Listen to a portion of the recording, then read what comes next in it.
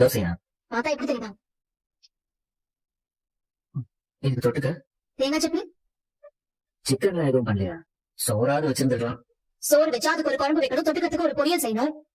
என்னால அம்புட்டு வேலையெல்லாம் செய்ய முடியாது. 10-12 பேருக்கு சமைக்கிற எங்க அம்மாவே அழுத்துக்கல, நீ ஏன் அழுத்துக்கிற? அப்ப உங்க அம்மா வீட்லயே இருந்துக்கலாமே. ஷோ, கடுப்பேத்துறாளே. போன் எடுங்க. உங்க பையன் உங்களை ரொம்ப மிஸ் பண்றாங்கன்னு சொல்லவா? பேசாம இருக்க மாட்டியா நீ? வேலையை பாரு. அத்த சொல்லுங்க அத்த.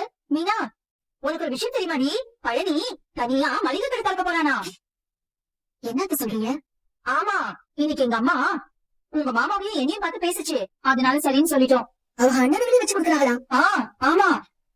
அது கூட விஷயம் இல்ல மீனா. பழனி வேலை நல்லா இருந்தா போதும்னு நானும் அவரும் நினைச்சோம். ஆனா நாளைக்கே புது கடை திறக்கிறாங்களா? நாளைக்கேவா? நாளைக்குதான். இல்லடி, எதுவா இருந்தாலும் பழனி என்கிட்டதான் சொல்லுவான். இதை மட்டும் ஏன் மறைச்சாலுதான் புரியவே மாட்டேங்குது. எல்லாத்துக்கும் மேல இது எங்க அண்ணனுக்கு ஏற்பாடா? அவங்க எதுவும் குழப்பம் பண்றாங்களோன்னு எனக்கு டக்குன்னு தோணுச்சுடி.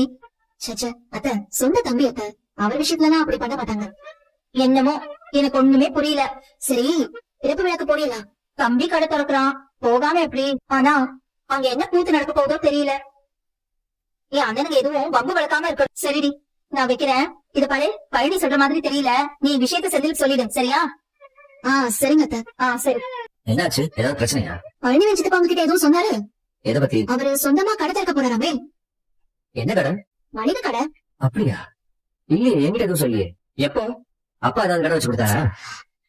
பாரு, அவர் எனக்கு 10 லட்சம் ரூபாய் கொடுக்கறதுக்கு யோசிச்சாரு. இப்ப அவரே மாமாவுக்கு கடை வச்சு கொடுக்குறாரு. மாமாலாம் எதுவும் பண்ணலையா? சித்தப்பாவோட அண்ணனுக்கு தான் அவருக்கு கடை வச்சு கொடுக்குறாங்களாம்.